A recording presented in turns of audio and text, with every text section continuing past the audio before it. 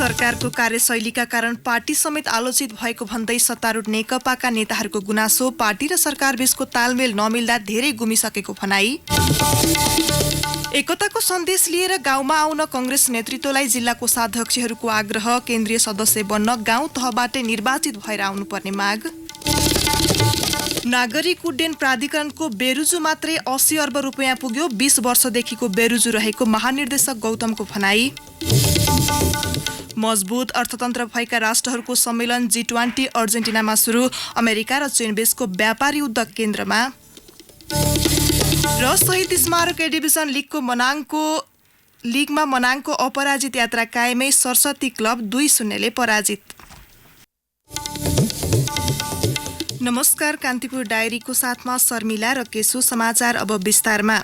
एकताको 7 महिना हुन लाग्दा समेत सत्तारूढ नेकपामा केन्द्रीय नेताहरूको जिम्मेवारी बाँडफाँड हुन नसकेपछि पार्टीमा असन्तुष्टि चुलिएको छ। अधिकांश नेताहरू फुर्सदिला भएका छन्। फरक स्कुलिङ र सांगठनिक संरचनाबाट आएका तत्कालीन एमाले र नेकपा माओवादीको एकतापछिको सांगठनिक संरचना अस्तव्यस्त बन्दा यसले सिङ्गो पार्टीसँगै सरकारका नियमित काम कारबाहीमा समेत प्रभाव पारेको छ। यसले जनतामा निराशा त ल्याएको छ नै, स्वयं पार्टीका नेता कार्यकर्तामा पनि असन्तुष्टि बढ्ने क्रममा छ। एक रिपोर्ट।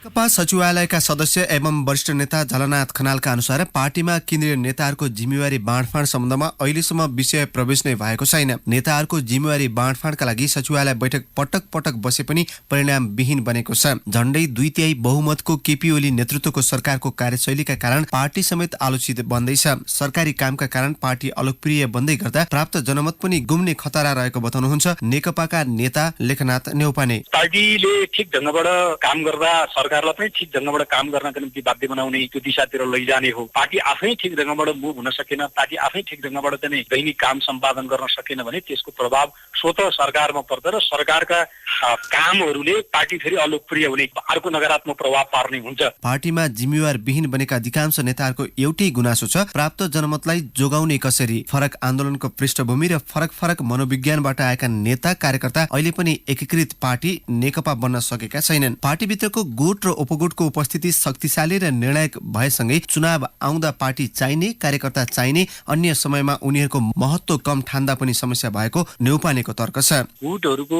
उपस्थिति शक्तिशाली र निर्णायक जस्तो भएको छ र गुटहरूको प्रतिनिधिहरूलाई सम्बोधन गरिएन भने यो विषयवस्तु त्यसै पनि कमजोर हुँदै जाने अथवा डिरेल हुँदै जाने। त्यसकारण गुटहरूको प्रभाव बलियो देख्छौँ। चुनाव आउँदा पार्टी चाहिने, कार्यकर्ता चाहिने, जनता चाहिने, अघि पछि चाहिँ कार्यकर्ता जनता चाहिँ त्यति महत्त्वका पक्षहरू होइनन् भन्ने बुझाइ सघन हुँदै गएको हुनाले यो स्थिति बनेको हो कि। कम्युनिस्ट पार्टी भनिए पनि नेकपा अहिले परम्परागत संसदीय अभ्यासमा लिप्त छ। सरकारले गरेका कामप्रतिको जस अपजस समेत पार्टीले लिन सक्ने अवस्था छैन। सरकार र पार्टी बीचको तालमेल नमिल्दा दुवैतिर धेरै गुमिसकेको नेता घनश्याम भुसालको गुनासो छ। किनभने यो हाम्रो नालायकी हो। पार्टी एकताले उत्पन्न गरेको जुन ऊर्जा थियो त्यो करिब करिब सेलाइसकेको। पार्टीले सरकारलाई जसरी साथ दिने त्यसलाई बोक्ने, पार्टी आफैले पनि त्यसलाई सरकारलाई निर्देशित गर्ने, त्यो सम्भावनाबाट समेत पार्टी सरकार वञ्चित भएको छ। यसले गर्दाखेरि सरकारले पनि धेरै कुरा गुमाइसकेको छ र पार्टी आफैले धेरै कुरा गुमाइसकेको छ। गुट उपगुटको तीव्र ध्रुवीकरणका बीचमा पार्टीमा योग्यता र विचार ओझेलमा पर्न थालेको अधिकांशको भनाइ छ। चुनावमा घोषणा गरेका वाचा अनुसार झण्डै 2/3 को जनमत आउँदा समेत परिणाम आउन नसकेपछि कार्यकर्ता र जनतामा निराशाको मात्रा भने बढ्दो क्रममा छ। रेडियो कान्तिपुरका लागि अनिल परियार। केन्द्रीय तहबाटै गुट उपगुटको अन्त्य गरी स्थानीय तहमा आउन नेपाली कांग्रेसका जिल्ला कोषाध्यक्षहरूले नेतृत्वको ध्यानाकर्षण गराएका छन्।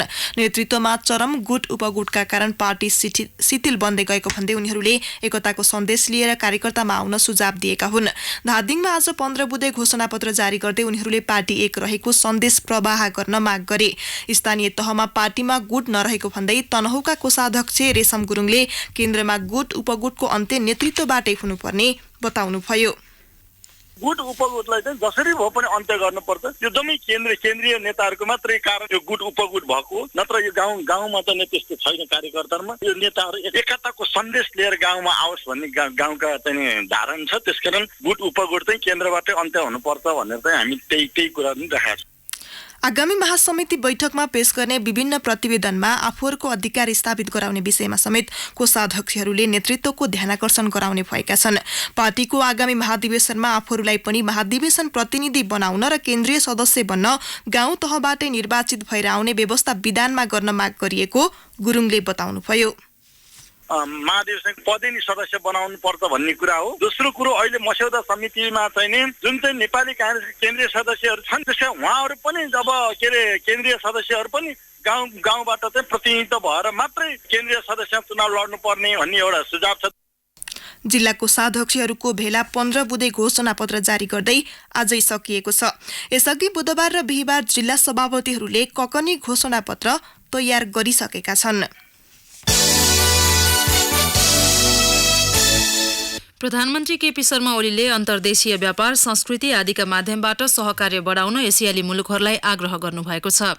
गैरसरकारी संस्था युनिभर्सल पीस फेडरेशनको काठमाडौँमा आयोजित आज सुरु एसिया पेसिफिक सम्मेलनलाई सम्बोधन गर्दै प्रधानमन्त्री ओलीले गरिबी, अशिक्षा, जलवायु परिवर्तन र स्वास्थ्य क्षेत्रका चुनौतीहरूको सबैले मिलेर सामना गर्नुपर्ने बताउनुभयो। जलवायु परिवर्तन मानवीय अस्तित्वका लागि चुनौती बन्नेको भन्दै प्रधानमन्त्री ओलीले हिमालहरू पग्लने क्रम रोक्ने उपायहरूबारे सोच्नुपर्नेमा जोड दिनुभयो। नेपालको शान्ति प्रक्रियाको सफलता, संविधान निर्माण र निर्वाचनपछि देश विकास र समृद्धिको चरणमा रहेको पनि उहाँले जानकारी गराउनुभयो। कार्यक्रममा म्यानमारकी प्रजातन्त्र नेत्री आङ सान सुकीले विश्वमा दिगो विकास र शान्ति स्थापनाका लागि सहकार्य गर्नुपर्नेमा जोड दिनुभयो। पाकिस्तानका पूर्व प्रधानमन्त्री युसुफ राजा गिलानीले एसिया प्रशान्त क्षेत्रका जनताको शान्ति र विकासका लागि आतंकवाद प्रमुख चुनौती बनेको भन्दै सम्मेलनमा सहभागी मुलुकले द्वन्द्व निवारणलाई उच्च प्राथमिकता दिनुपर्ने बताउनुभयो। सम्मेलनमा कम्बोडियाका प्रधानमन्त्री हुन सेन, भारतीय जनता पार्टीका नेता विजय जोली लगायतले पनि सम्बोधन गर्नुभएको थियो। सम्मेलनमा सहभागी हुन विभिन्न 6 मुलुकका सरकार तथा राष्ट्र प्रमुख, उपप्रमुख काठमाडौँ आएका छन्। यसैबीच सम्मेलनमा सहभागी भएर कम्बोडियाका प्रधानमन्त्री हुन सेन भने आजै स्वदेश फर्कनु भएको छ। सम्मेलन भने काठमाडौँमा जारी छ। एसिया पेसिफिक समेट भइरहेको बेला राजधानीमा आज सरकार विरुद्ध प्रदर्शन भएको छ। बलात्कारपछि हत्या गरिएकी कञ्चनपुरकी 13 वर्षीय बालिकालाई सरकारले न्याय दिन नसकेको भन्दै युवाहरूले प्रदर्शन गरेका हुन्। बालिकाको हत्या भएको लामो समय बितिसक्दा पनि न्याय नपाएको भन्दै न्याय माग्दै उनीहरू प्रदर्शनमा उत्रिएका हुन्। युवाहरूले सरकार भेटियो, न्याय भेटिएन लेखिएको ब्यानर बोकेर माइतीघर मण्डलादेखि बानेश्वरसम्म सरकार विरुद्ध नाराबाजी गर्दै प्रदर्शन गरेका थिए। बानेश्वरमा पुगेर प्रदर्शन कोर सभामा परिणत भएको थियो। प्रदर्शनमा अधिकारकर्मी, विद्यार्थी लगायतको उपस्थिति थियो। कान्तिपुर डायरीमा अब ब्रेकको पालो। ब्रेकपछि अब बाँकी प्रसङ्ग। संयुक्त राष्ट्रसङ्घीय जलवायु परिवर्तन सम्बन्धी महासन्धिको 24औं सम्मेलनमा सहभागी हुन राष्ट्रपति विद्यादेवी भण्डारी पोल्यान्ड प्रस्थान गर्नुभएको छ। नेपाली प्रतिनिधि मण्डलको नेतृत्व गर्दै राष्ट्रपति भण्डारी आज त्यसतर्फ प्रस्थान गर्नुभएको उहाँको सचिवालयले जनाएको छ। राष्ट्रपति भण्डारीले सोमबार जलवायु परिवर्तन सम्बन्धी सम्मेलनलाई सम्बोधन गर्ने कार्यक्रम छ। त्यससँगै आइतबार उहाँले पोल्यान्डमा रहेका नेपालीलाई सम्बोधन गर्नुहुनेछ। भ्रमणका क्रममा राष्ट्रपति भण्डारीले पोल्यान्डका राष्ट्रपति एन्ड्रेजी सेबेस्टियन डुडासँग भेटवार्ता गर्नुहुनेछ। राष्ट्रपति भण्डारी मङ्सिर 20 गते स्वदेश फर्कने कार्यक्रम छ।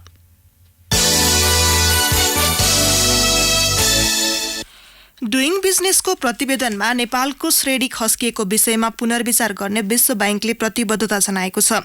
कुनै पनि मुलुकमा व्यवसाय गर्ने वातावरण डुइङ बिजनेस सम्बन्धी प्रतिवेदनमा नेपाल गत वर्षको भन्दा तल झर्दै 110औं स्थानमा परेपछि अर्थमन्त्री डाक्टर युवराज खतिवड़ाले पुनः मूल्याङ्कनको माग गर्नुभएको थियो। नेपाल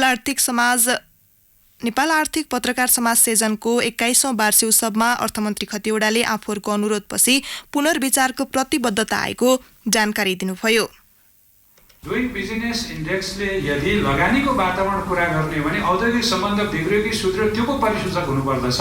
औद्योगिक सम्बन्ध सुधार्नलाई नयाँ श्रम ऐनले कति राम्रो काम गरेको छ। यति राम्रो व्यवस्थित ढङ्गले हामी श्रम सम्बन्ध बनाएका छौँ र लगानीको वातावरण सुध्रियो भन्नुपर्नेमा कर तिर्दा कुनै एउटा फर्म बढी भर्नु पर्यो अथवा एउटा कलममा केही नम्बर बढी राख्नु पर्यो भनेको आधारबाट अनि डाउनग्रेड गर्ने पनि कुनै यस्तो सूत्र हुन्छ भनेर मैले विधिमा चुनौती गरेको छु। मिसन काठमाडौँमा आएको छ, उहाँहरूलाई मैले यो कुरा भनेको छु, उहाँहरूले रिभ्यू गर्छु भन्नुभएको छ। नेपाल आएको विश्व बैंकको टोलीसँग हिजो मात्र अर्थमन्त्री खतिवड़ाले नेपालले लगानीका क्षेत्रमा गरेको सुधारबारे जानकारी गराउनु भएको थियो। व्यापार घाटा बढ्नु मुलुकका लागि दुःखद रहेको भन्दै उहाँले निर्यात बढाउनेतर्फ पनि सरकार उद्योगी तथा व्यवसाय केन्द्रित हुनुपर्ने बताउनुभयो। आर्थिक विकासका लागि आयात गर्नुपर्ने अवस्था रहेको भन्दै अर्थमन्त्री खतिवड़ाले भन्नुभयो, यो घाटाको अर्को पाटो भनेको निर्यात हो। तपाईहरुले जोड दिनुपर्ने र हामीले भन्नुपर्ने कुरा के हो, निर्यात किन बढेन त? हामी वस्तु निर्यात गर्न किन सकेनौं?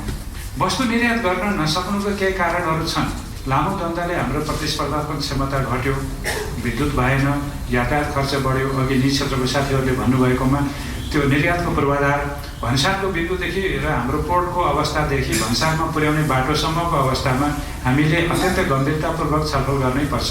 त्यहाँ हाम्रा व्यवधानहरू पक्कै छन्।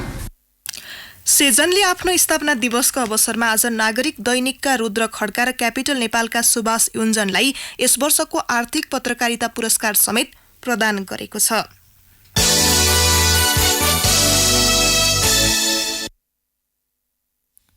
एचआईभी जाँच गराउँ, आफ्नो अवस्था थाहा पाऊँ भन्ने नारासहित आज विश्व एड्स दिवस नेपालमा पनि मनाइएको छ। एचआईभी र एड्स सम्बन्धी प्रभावकारी रोकथाम, हेरचाह, सहयोग तथा उपचार सेवाका लागि विश्वव्यापी ध्यानाकर्षण गर्दै जनचेतना जगाउन सन् 1988 देखि हरेक वर्ष डिसेम्बर 1 मा विश्व एड्स दिवस मनाउन थालिएको हो। विश्वमा हाल 3 करोड 70 लाख मानिसमा एचआईभी संक्रमण देखिएको छ। नेपालमा भने एचआईभी संक्रमितको संख्या 33,020 रहेको सरकारी तथ्याङ्क छ। नेपालमा एचआईभी एड्स सम्बन्धी उपचारका लागि 52 केन्द्र स्थापना गरी सरकारले उपचार तथा परामर्श सेवा उपलब्ध गराउँदै आएको छ। यसै सन्दर्भमा नेपालमा एचआईभी एड्स संक्रमितको संख्यामा कमी आएको चिकित्सकहरू बताउँछन्। यसैबीच हामीले त्रिवी शिक्षण अस्पताल महाराजगंजका उपप्राध्यापक डाक्टर खेमबहादुर कार्कीसँग नेपालमा एचआईभी एड्सको अवस्था कस्तो छ भनेर सोधेका छौं। नयाँ संक्रमणको दर चाहिँ घटेर गएको छ। पुरानो संक्रमण चाहिँ संक्रमण भइसके पछाडि त त्यो त रहिराख्ने भयो। त्यसकारणले गर्दाखेरि नम्बर चाहिँ बिस्तारै घट्दैछ। अब पहिला हाम्रो चाहिँ 60-70 हजारको रेन्जमा भएको एचआईभी को संख्या अहिले आएर चाहिँ 35 देखि 40 को बीच झरेको छ। जति एचआईभी एड्स संक्रमित हुन्छन् उनीहरूको भावना कस्तो हुने गर्दछ? भावनात्मक अवस्था चाहिँ जो मान्छेहरू खुलेर आएका छन् उहाँहरूको चाहिँ राम्रो स्थिति छ। तर अब जो खुलेकै छैन, जसले यसलाई एकदमै लुकाएर राखेको छ, उहाँहरूको परिस्थिति चाहिँ अब हामीले यसै भन्न सक्दैनौँ। तर अन्दाज के गर्न सक्छ भने जो मान्छे खुलेको छैन उहाँहरूलाई चाहिँ ठुलो समस्या हुन सक्छ। एचआईभी संक्रमितहरूको संख्यामा कमी आएको यहाँले उल्लेख गर्नुभयो, के कारणले गर्दा कमी आएको हामी मान्न सक्छौँ? एचआईभी सर्ने अथवा संक्रमण हुने खालको चाहिँ जुन व्यवहारहरू छ त्यो व्यवहारहरूमा मान्छेहरू चाहिँ परिवर्तित भएको छ। जस्तो चाहिँ उनीहरूले गर्ने असुरक्षित यौन सम्पर्कहरू चाहिँ सुरक्षित बन्दै गएको छ। सुरक्षित बनाउनको लागि चाहिँ कन्डमको प्रयोगहरू बढेको छ, चेतनाको अवस्था चाहिँ बढेको छ। त्यसपछि अर्को महत्त्वपूर्ण कुरा के छ भने आमाबाट बच्चामा सर्ने, गर्भवती हुँदाखेरि बच्चामा सर्ने खालको चाहिँ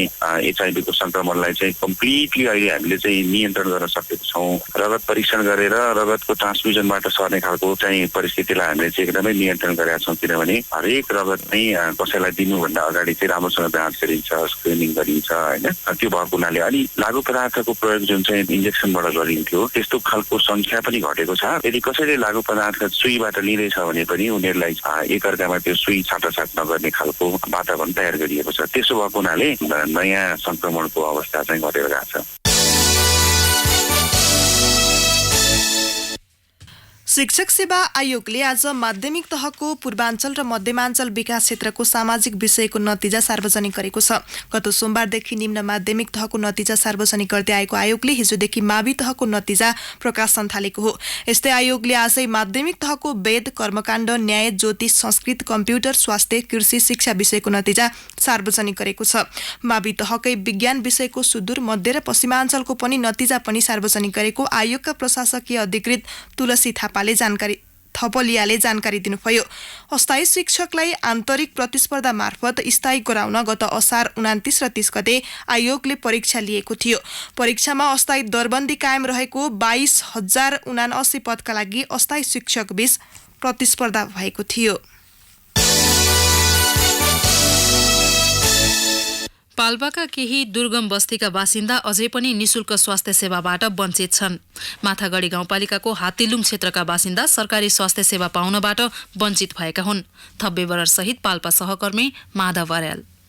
पाल्पाको माथागढी हात्तीलुङ क्षेत्रका बासिन्दालाई नजिकमा स्वास्थ्य चौकी छैन। उनीहरू स्वास्थ्य पहुँचबाट टाढा छन्। अझ सबैभन्दा बढी समस्या भनेको नजिकमा स्वास्थ्य संस्था नभएपछि यस भेगका बासिन्दाले धामी झाँक्रीको भर पर्दै आएका छन्। स्थानीय बासिन्दा दुर्गा ढेगा। एक त टाढा भएर पनि होला, अर्कै जनचेतनाको कमीले, धामी झाँक्रीको विश्वास, त्यसपछि गरिबीले पनि मान्छेहरू अस्पताल नगइकन घरैमा रोग पालेर बस्ने समस्या देखा परिरहेको। सँगै यातायातको असुविधाले, फोन सम्पर्क सञ्चारको असुविधा, किनभने यो माथागढी 5 मा अहिले पनि फोन लाग्दैन। कोही बिरामी भयो भने सजिलै स्वास्थ्य चौकीमा पुग्न सक्ने अवस्था छैन। घण्टौं लाग्ने ठाउँबाट पिठ्यौमा बोकेर बिरामीलाई उपचारका लागि लिएर जानुपर्ने बाध्यता छ। बाटोघाटो व्यवस्थित छैनन्। बिरामी बोक्न यहाँ एम्बुलेन्स होइन, स्ट्रेचरको समेत अभाव छ। जनचेतना अभावकै कारण उनीहरू स्वास्थ्य संस्थासम्म पुग्दैनन् भने नजिकको डाक्टर लामादामी भएको स्थानीय शिक्षक दीपक रेग्मीले बताउनुभयो। बस्तीतिर नजाने, 2.5 घण्टा 3 घण्टा हिँडेर जानुपर्ने अवस्था। अनि कहिलेकाहीँ जाँदा पनि डाक्टरहरू नभेटिँदाखेरि मान्छेहरू त्यतातिर नगएर त्यही गाउँतिरै धामी झाँक्रीमै विश्वास गर्छन्। कोही बिरामी भएमा डोकोमा बोकेर उपचारका लागि लैजानुपर्छ। गाउँमा स्वास्थ्य कर्मी नहुँदा मेडिकलमा गएर औषधि किन्न पनि पाइँदैन। केही दिन अघि नेपाली सेनाको गोरखदल गणले गाउँमा राखेको स्वास्थ्य शिविरमा मुटु, पेट, पुराना घाउ, ग्यास्ट्रिक, पेट दुख्ने, हाड जोर्नी दुख्ने समस्या भेटिएको छ। चिकित्सक डाक्टर विजय श्रीवास्तवका अनुसार अधिकांशको पेट दुख्ने, मदिरा सेवन बढी गर्ने र ग्यास्ट्रिकको समस्या बढी भएका बिरामी आएका थिए। डाक्टर श्रीवास्तव टोटपटक लाएर उपचार नगराइकन बसिरहेको बिरामीहरू पनि हामीले धेरै भेट्यौँ यहाँ। अनि अर्को कुरो चाहिँ हाम्रो मद्यपानसँग सम्बन्धित जुन रक्सी खाएर जुन समस्याहरू आउँछ, त्यो समस्या भएको बिरामीहरू पनि हामीले धेरै भेट्यौँ। पुनः संरचनामा नयाँ ओडा भएकोले तत्काल केही उपचार होस् भनेर अहेब खटाएर सामुदायिक एकाइ स्वास्थ्यको रूपमा उपचार सुरु गरिएको माथागढी गाउँपालिकाले जनाएको छ। गाउँपालिकाले करारमा अनमी राखेर सेवा प्रारम्भ गरे पनि कम्तीमा 2 घण्टा हिँडेर स्वास्थ्य संस्थासम्म आइपुग्नु पर्दछ। त्यसैले यस भेगमा खोप केन्द्र र गाउँघर क्लिनिक चलाउन जरुरी छ। रेडियो कान्तिपुरका लागि माधव बर्याल, पाल्पा।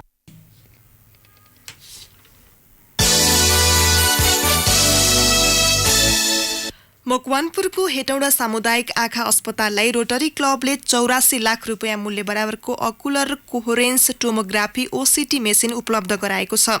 हेटौडा सामुदायिक आँखा अस्पतालमा एक कार्यक्रमको आयोजना गरी अस्ट्रेलिया स्थित Rotary Club of Tasmania district 9830, Taiwan स्थित रोटरी फाउन्डेसन र रोटरी क्लब अफ हेटौडाले संयुक्त रूपमा सो मेसिन हस्तान्तरण गरेको हो।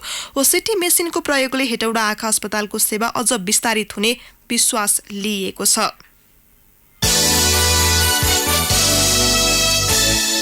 कान्तिपुर डायरीमा अब ओखलढुङ्गा डायरीको पालो।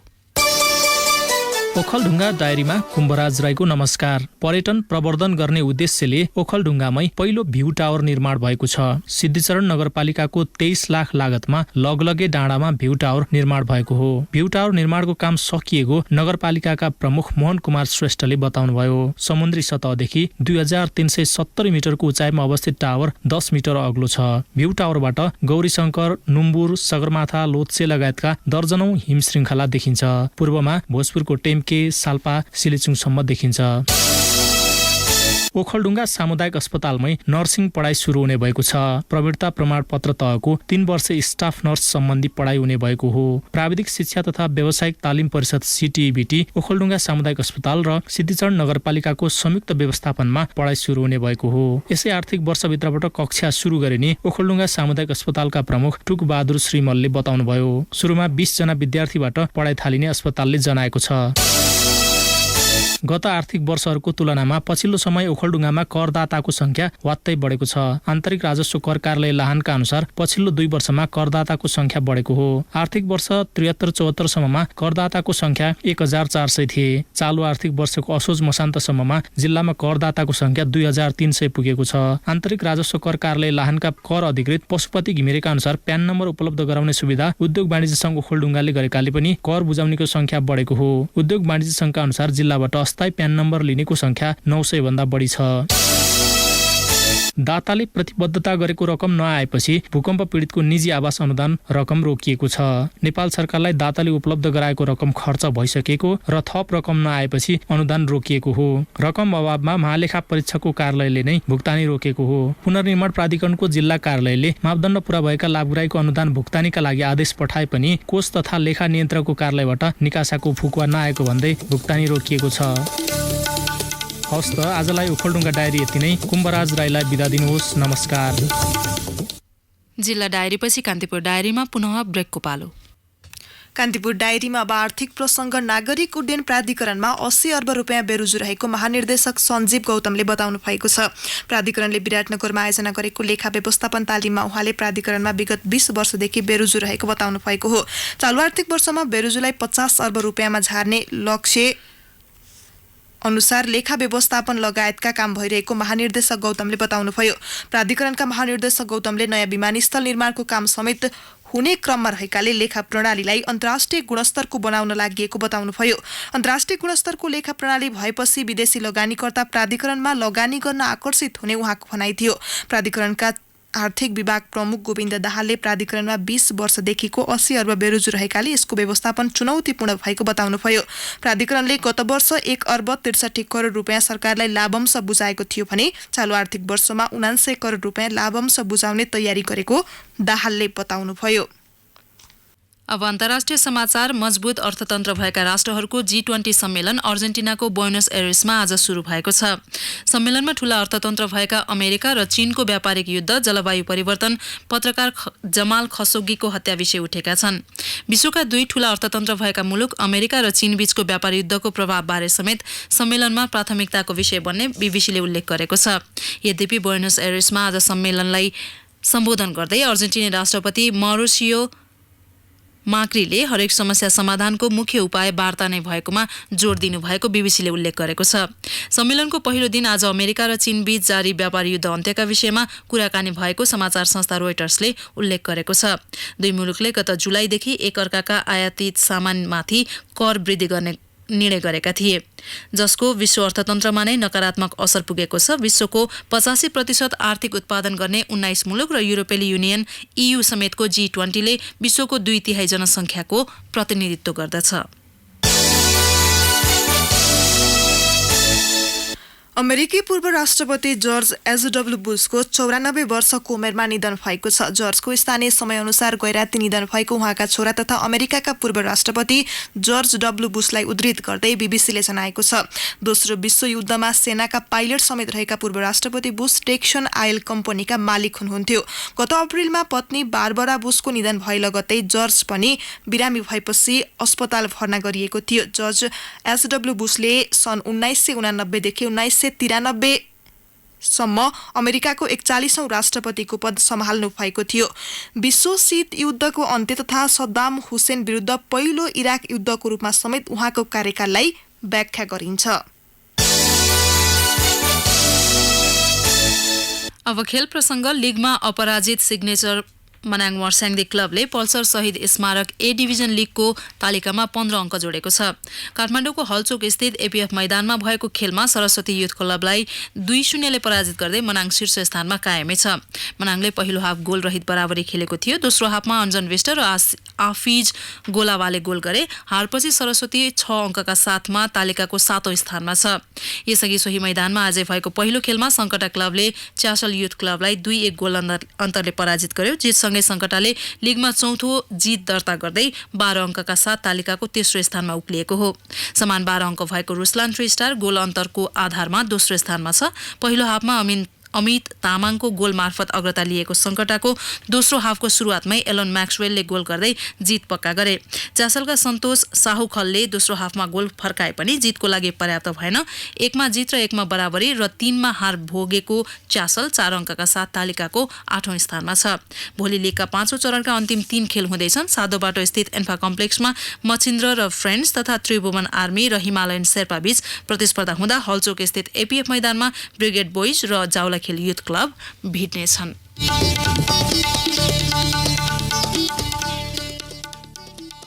हवस् त यिनै प्रसङ्ग सहित आजका सम्पूर्ण बुलेटिन यही समाप्त हुन्छ। भोलि बिहान 6:30 बजे नियमित बुलेटिनका साथ उपस्थित हुने नै छौँ। अहिलेलाई साथी शर्मिला र के सुविधा हुन्छौँ। नमस्कार, शुभरात्रि।